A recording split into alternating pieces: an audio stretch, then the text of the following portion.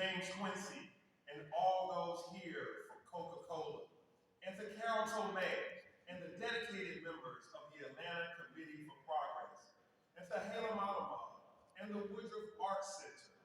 Please all stand so that we can thank you for hosting us today. Thank you all.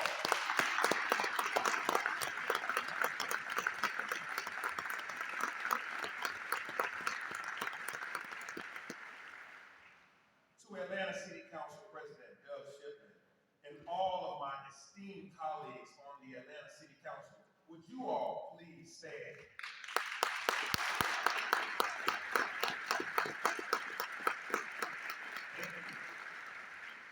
Your support is the cornerstone of our collective progress, and I really do extend my heartfelt appreciation to each of you council members. To Congresswoman Nakima Williams and our federal partners, I extend my heartfelt gratitude for your unwavering commitment to our city as well. Would you please stand? Thank you.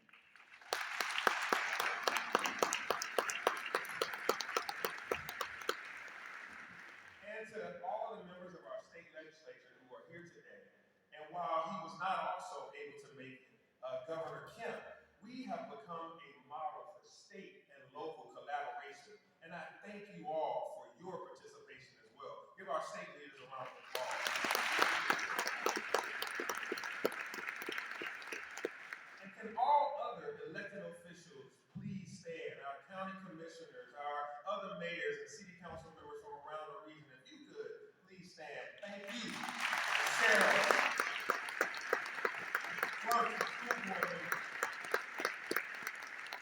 Thank you all for your support and collaboration as we grow our region.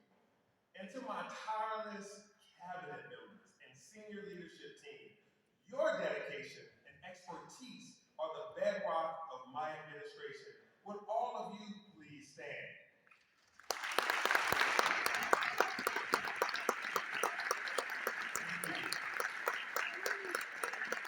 I'm blessed, y'all. I'm blessed to have a diverse and talented group of people on my team, and I could not do this job without you. I am ever mindful of the legacy of leadership that has paved the way for me. So I want to recognize my predecessors and mentors, Ambassador Andrew Young, Mayor Bill Campbell, Mayor Shirley Franklin, and yes, including former First Ladies Valerie Jackson and Sandra Michelle. Please give them a round of applause. Your guidance and your encouragement continue to inspire me on this journey. And so this year, we celebrate the 50th anniversary of Mayor Maynard Jackson's inauguration. Yes. Mayor Maynard Jackson will forever be remembered for the world's busiest airport and for his visionary leadership that set the precedent for an inclusive, progressive, and bold governance that remains intact today. I would like to acknowledge the family of Maynard Jackson who are here today. Thank you for being with us. Would you please stand?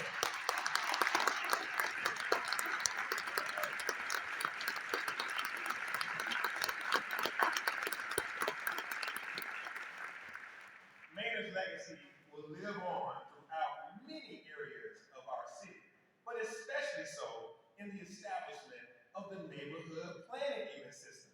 The NPU system is also celebrating its 50th anniversary, and we have invited the current NPU leaders here today. To the NPU leaders, y'all stand, please. Would you please stand?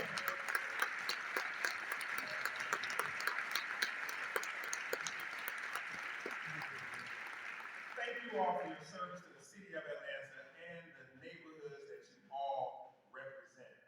Now, I must also acknowledge the unwavering support of my family and my friends, especially my mother, Sylvia, my sister, Mia, and my daughter, who's supposed to be getting ready to go to class right now. Your steadfast encouragement fuels my passion for this work every single day. Give my family a round.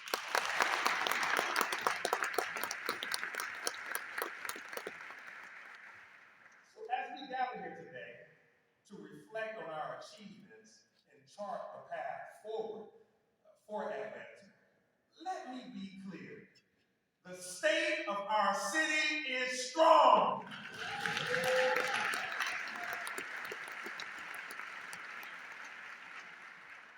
It's strong, and I want to tell you why it's strong. The services we provide our residents are the foundation of why we are here. An efficient and effective government is part of my vision of successful government. In my first 2 years as mayor, we've made significant strides across numerous fronts, but our work is far from over, and we'll get to that in a little bit. But let's look back at some of our wins for the citizens of this great city. A lot of what we've accomplished, you've already heard about. You've seen it on the news and in social media, and it can be found in our annual report.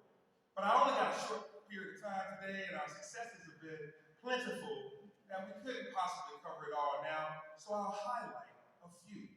First and foremost, we have a strong AA plus credit rating and the highest fund balance in our city's history. Our Moving Atlanta Forward infrastructure bonds were recognized as the Southeast Deals of the Year. Invest Atlanta distributed $9 million in grants and loans to thousands of small businesses, and get this, 93% of these businesses were women or minority owned.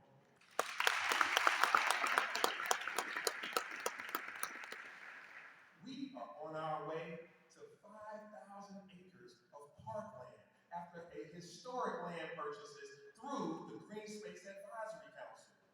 We are a model employer and recognized for the 10th time as one of the best and brightest companies to work for in the nation. Now get this, we filled more than 23,000 potholes.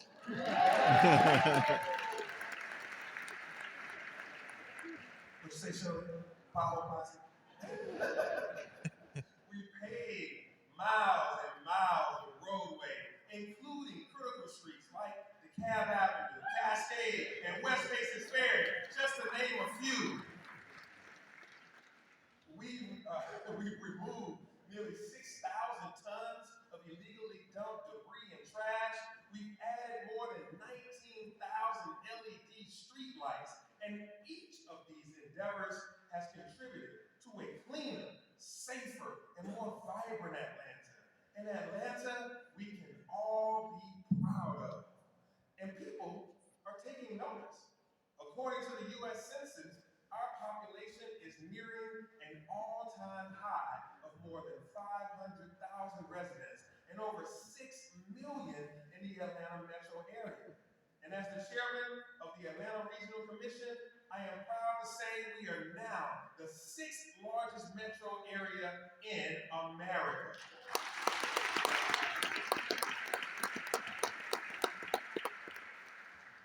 All of these things are a testament to our city's forward momentum, a momentum built on choosing what's best for our Atlanta. When I came into office, people from downtown, Buckhead, Southside, they told me they were afraid to shop, afraid to go out to eat, or to visit the city's parks. And that was something we needed to fix. We've made tremendous strides in public safety, with major crimes against people down by over 15% and homicides down by 21% in 2023 in Atlanta.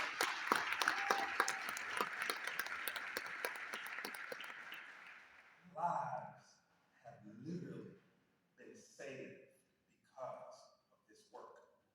A reduction in violent crime means people are feeling safe enough in their city to move about and live their lives, to live in peace, and to enjoy all that Atlanta has to offer.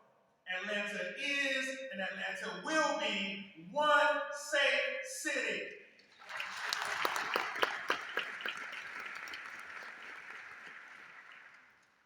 This progress came about over the past 2 years with the focus not just on policing, but on various non-policing efforts that are all a part of the GROUP So while kudos are of course due to Atlanta Police Department, let's also recognize ATL DOT for Light Up the Night, our nightlife division for making our bars and nightclubs safer, the Mayor's Office of Violence Reduction for our parks and recs, midnight basketball, nonprofits, churches, businesses, and everyone who rolled up their sleeves and said, I want to help, and refused to accept anything less than a safe and thriving Atlanta.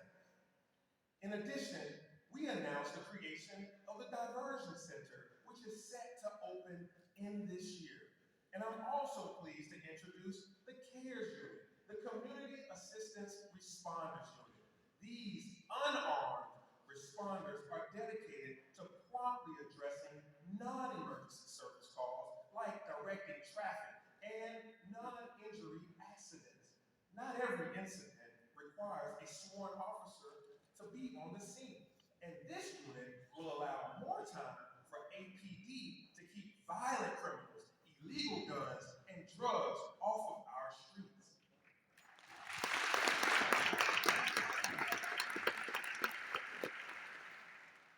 Creating a safer city doesn't happen without providing top-notch training to those who've chosen a life of service, like the EMTs who respond to medical emergencies, or the 911 operator who takes calls when you're dealing with an active shooter situation, like we did in Midtown last year.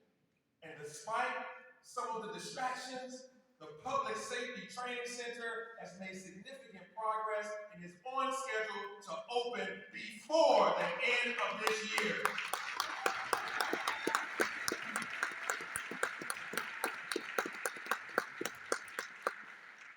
We must also remember the Atlanta Fire and Rescue Department will also train. Let's take a moment to recognize their work.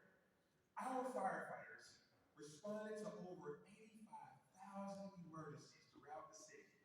And just last month, AFRD celebrated the opening of EMS Station 37 on Campbellton Road and Fire Station 36 on Fairview Road in Southwest Atlanta. Up next, we're replacing 5 fire stations, from one on Benjamin E. Mays to another on Howell Mill to another on Fairview Road and many others. And so, will the Atlanta firefighters, the heroic Atlanta firefighters who evacuated 50 people from the La Vista Walk apartments, if you could, please stand and be recognized.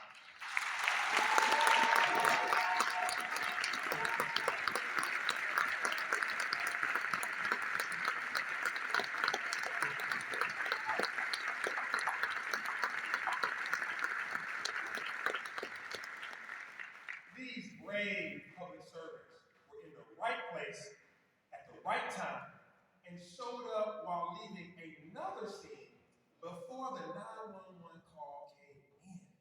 I want to thank them for their service, their ability to rapidly respond and keep our residents safe. Also, we're here with APD Officer Maurice Chandler. If you could, please stand, Maurice Chandler. He was a resident in the building and he lost everything because he was working to help evacuate the building also. He demonstrated his oath of office to protect people. He put service over self. Let's give while we stand round the call.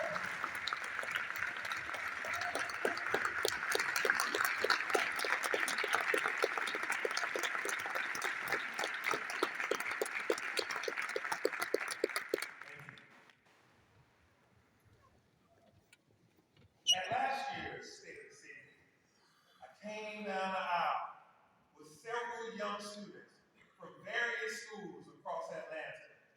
And we included the Atlanta Drum Academy. And we enthusiastically rolled out the Year of the Youth. And now it is a national model across the United States.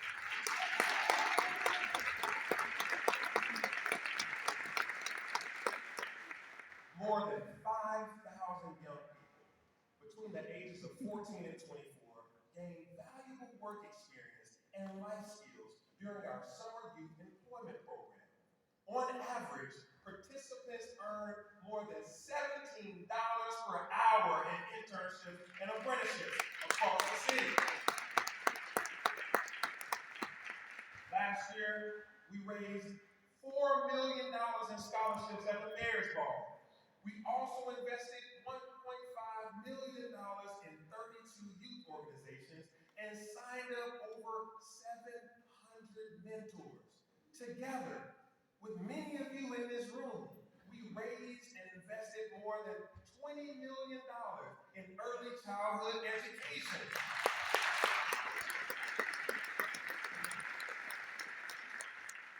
We've seen real results from this work. And with our partners at APS, Atlanta Public Schools, our graduation rate is the highest in our city's history.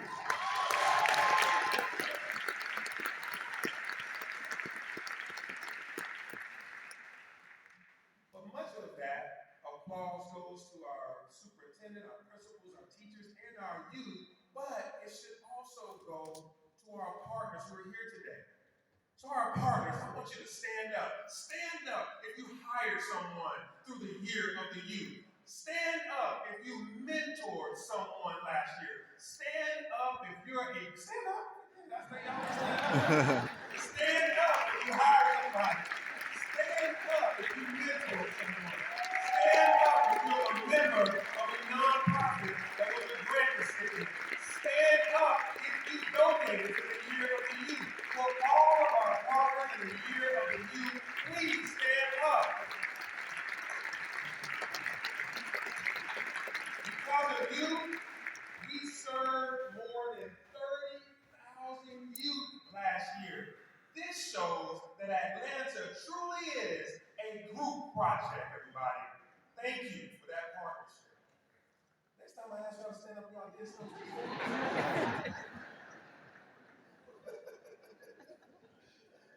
I want to remind you that my goal is to make Atlanta the best place in the nation to raise a child. That's my why. That's why I do this work.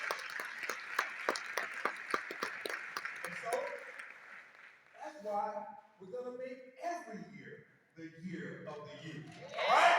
Every year is the year of the youth. The year of youth in Atlanta.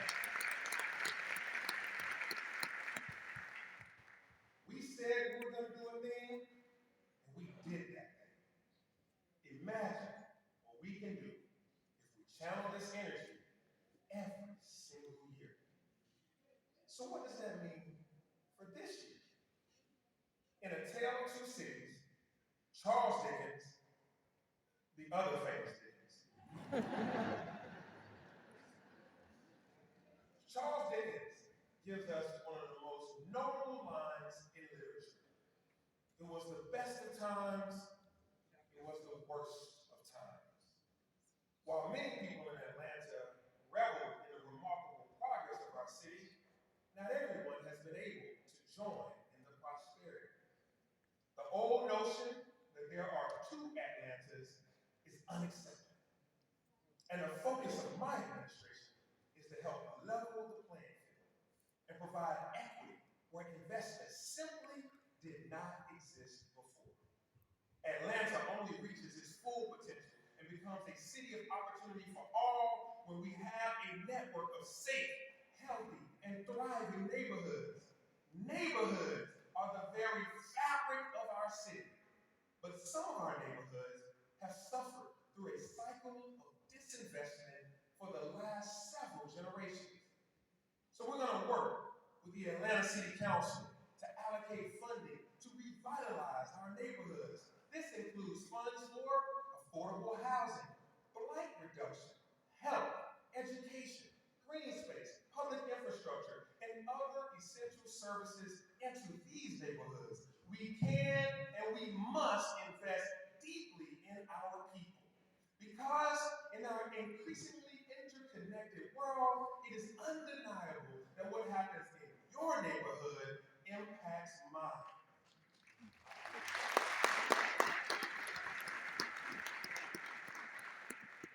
And the The foundation of this change starts with housing.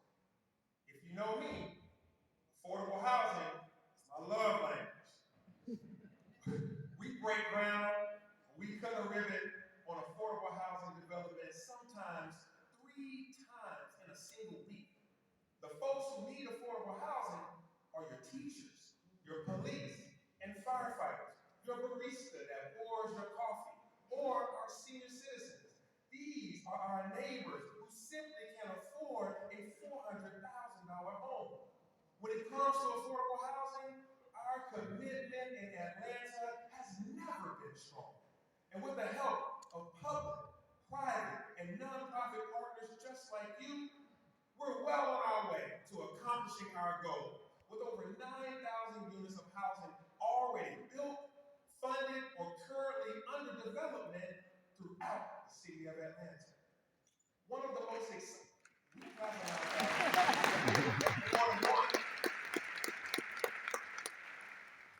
So one of the most exciting of these projects is the redevelopment of 2 Peachtree, which will provide 200 units of affordable housing and is easily accessible to public transit. This mixed-use space helps breathe new life into downtown Atlanta. Within 2 Peachtree, we've established a housing help center, a one-stop shop that offers invaluable support and guidance on affordable housing options and provides help for families facing eviction. But we're not stopping there. Through our affordable housing strike force, we've advanced 40 public land sites for affordable housing development, including the former Bowen Homes public housing site. And we're also working to preserve housing through programs like Weatherrise to reduce energy burdens, the owner-occupied rehab program for essential home repairs, and ensuring our legacy residents are staying in place by expanding our anti-displacement tax fund program. Together, we will hit our goal of 20,000 units of affordable housing together.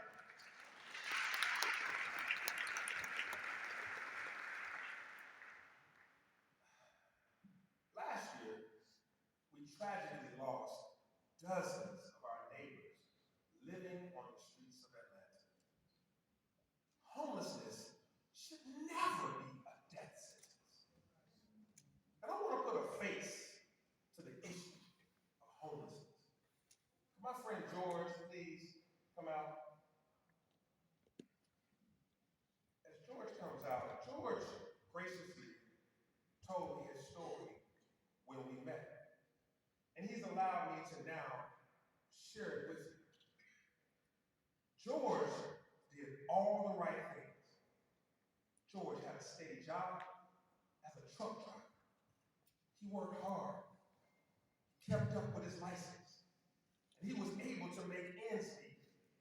But then George suffered multiple strokes that left him unable to work and with no place to call home. He became homeless and he needed some help. And it was for people like George that we sprang into action. We jumped at an opportunity to acquire some shipping containers. And within 4 months, those containers were converted into 40 units of housing that we call the Melody. And I'm thrilled to say that George now has a key to a place in a dignified community and a place to call home as one of the first residents of the Melody.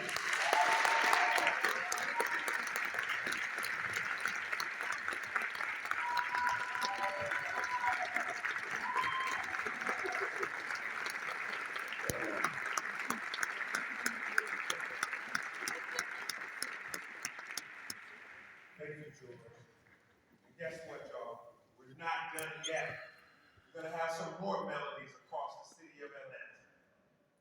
I've personally visited those that are living in tents and encampments. We've taken compassionate actions to close many of these encampments, ensuring the safety and well-being of our unsheltered population. We also broke ground on the Ralph David House that will provide over 50 units of affordable housing for previously unhoused And through our LIFT housing effort, we've permanently rehoused close to 2,000 households in the past year alone. This has been some of the hardest work that my team has had to do. It's hard work, but it's also hard work. In Atlanta, we will make homelessness rare, brief, and non-reoccurring in this city.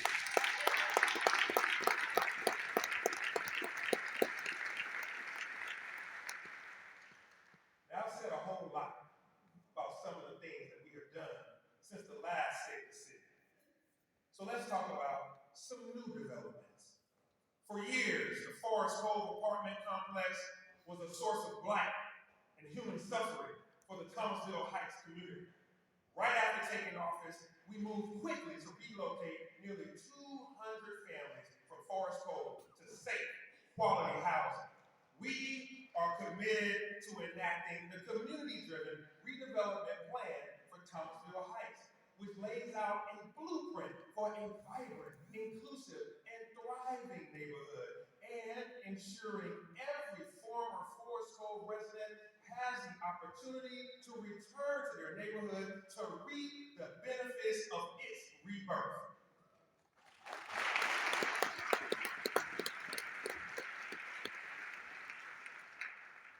And just last week, we officially began the demolition of Forest Cove, paving the way for a brighter future for this neighborhood.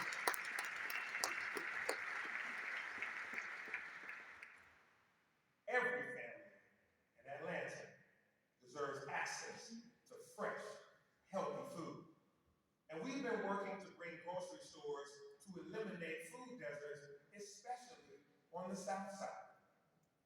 But when we reached out to traditional grocery stores, they told us they couldn't make a profit, so they wouldn't be coming. We even offered incentives, but still, no takers. Well, that's just not good enough.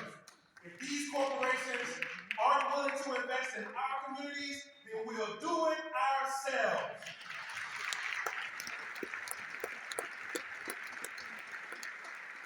I'm excited to announce that we're going to roll up our sleeves and open a market on the South Side to bring fresh food directly to those who need it the most right now.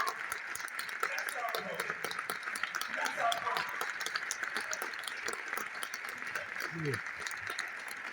An accessible rail station system is key to Atlanta's future, and I am committed to ensuring that Atlanta residents have access to quality transportation that they deserve. Now, you know that I have a soft spot in my heart for our young at heart residents, our senior citizens. Where am I? I have a few of our seniors that's going to be coming out here in a second. These are some special folks that are up here on the stage with me, y'all. These folks here are our medal-winning senior Olympians. Give them a round of applause.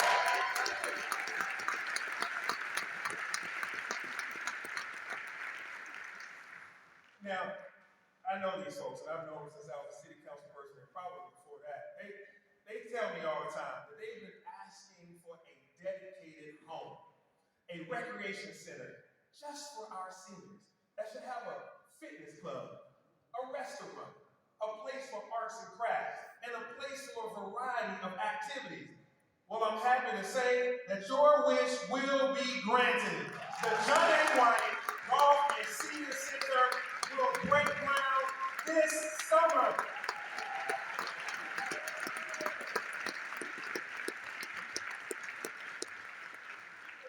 Thank y'all. Thank you so much. I'm so excited. I still get invited though, right? It's dedicated, but I'm coming to hang out with y'all. For creatives, we're opening a new performing arts space in the West End, named after our very own poet laureate, Pearl Clegg, and her husband, Darren Burnett. Will you both please come out?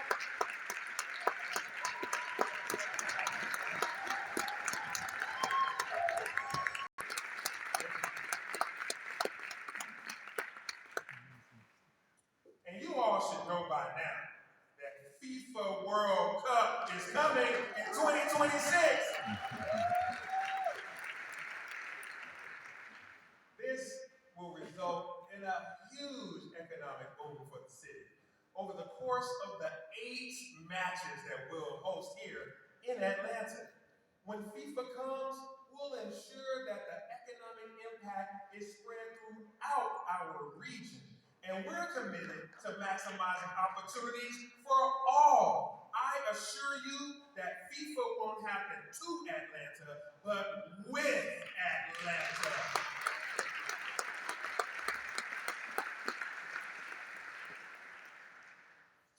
And we can point to examples of the hurt caused when things happen to Atlanta. When it was built, the downtown connector destroyed communities, and it has left the heart of Atlanta divided for decades. But if you haven't already heard, we're going to fix that. We are stitching Atlanta back together, representing the largest award in the history of this region. Atlanta received $157 million from the Biden-Harris bipartisan infrastructure law for the stitch. The stitch will cap the downtown connector with a new park, transportation improvements, increased affordable housing, and bring vibrancy to downtown. Most importantly, the stitch will bring 2 halves of the city back together.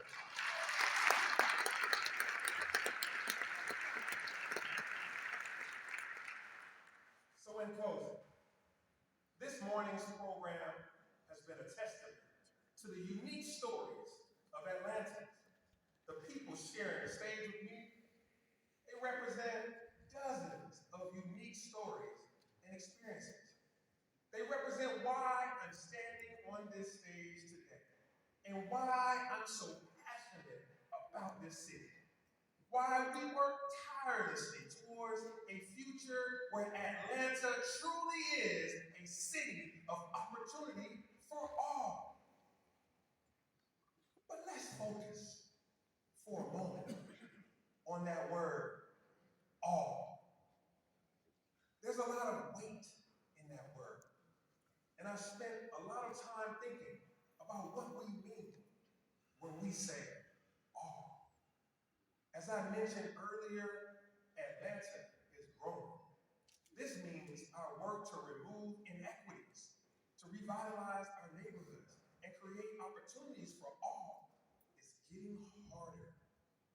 My all includes everyone without exception.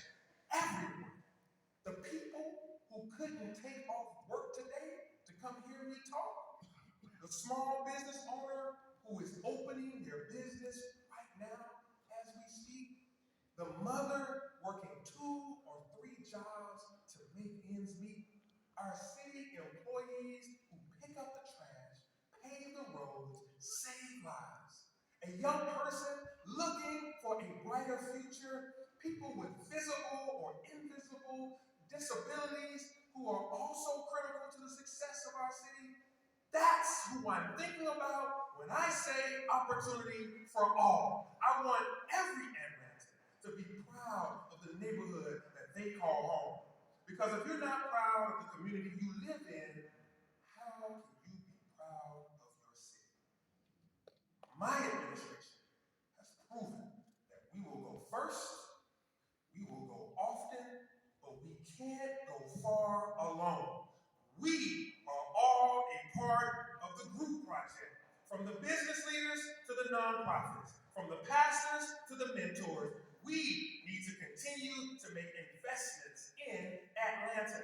This year, we will continue to invest in our neighborhoods. We will continue to build affordable housing. We will continue to fight blight. We will continue to protect our legacy residents. We will continue to fix potholes and sidewalks. We will continue to invest in public safety and in transportation. We will make our communities a place that residents can be proud of. From the south side to the north side, the east side to the west side, for our seniors, minorities, women, and youth. Let's close the tale of 2 cities in Atlanta. Let's move